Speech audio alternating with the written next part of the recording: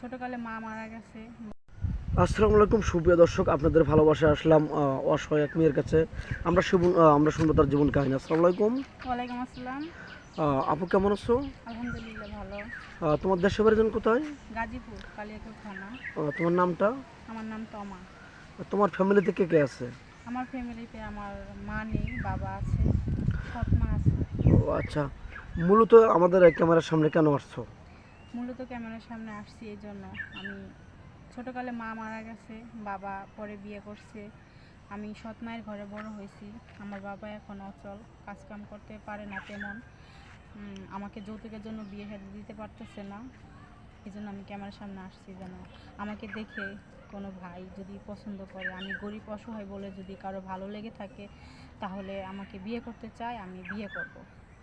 আচ্ছা, এই যে তুমি ক্যামেরার সামনে আসছো, তুমি একটা বিয়ে করার জন্য, এই তো হ্যাঁ, একটা জীবন সঙ্গিনীর জন্য। তো হ্যাঁ। তুমি কিরকম একটা জীবন সঙ্গী চাও? তোমার বয়সটা কত? আমার বয়স 24।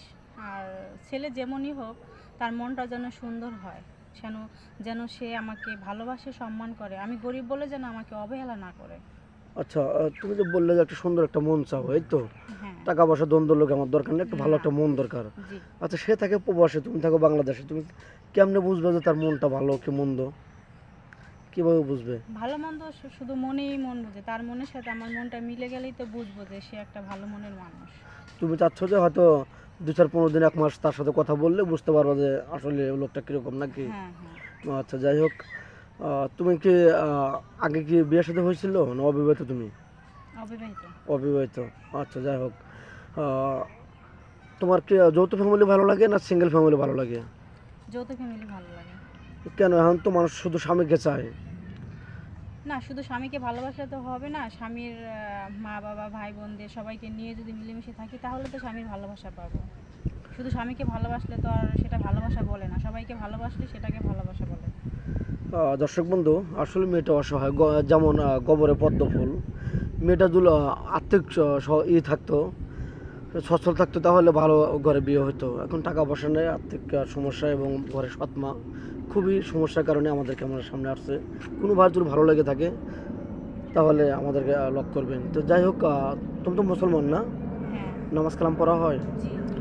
আচ্ছা, নামাজ কালাম পড়তে হবে। আর পড়াশোনা কতটুকু করেছো? এসএসসি। যাই হোক, এই হচ্ছে পাস না। তো এখন তোমাকে কোনো ভাই যদি বিয়ে করে বাংলাদেশে রেখে যায়, তোমার চেহারা ভালো, গঠন ভালো, তুমি কি পরকে লিপ্ত হবে? জি না। এগুলো তো অনেকে তোতা পাখির মতো কথা বলে, এখন তো খুবই কষ্টে আছে। তখন ভালো একটা লোকের ইয়েতে পড়লে বা ভালো একটা ঘর যদি সে পাওয়া যায়, তখন তো তার সাথে 2 নম্বরে বা বেইমানি ছলচাতুরি করে, এ ধরনের কোনো কাজ করবা?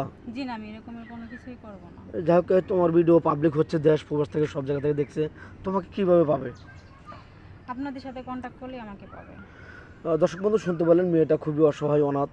মেয়েটার কোনো ফোন নেই। আমাদের নাম্বার দেওয়া থাকবে, আমাদের নাম্বার স্ক্রিনে দেওয়া থাকবে। কেউ ভিডিও কল দেবেন না, অডিও কল দেবেন। ভিডিও কল দিলে ব্লক করতে বাধ্য হব। ভালো থাকবেন, সুস্থ থাকবেন, এটা বলে শেষ করছি। আল্লাহ হাফেজ।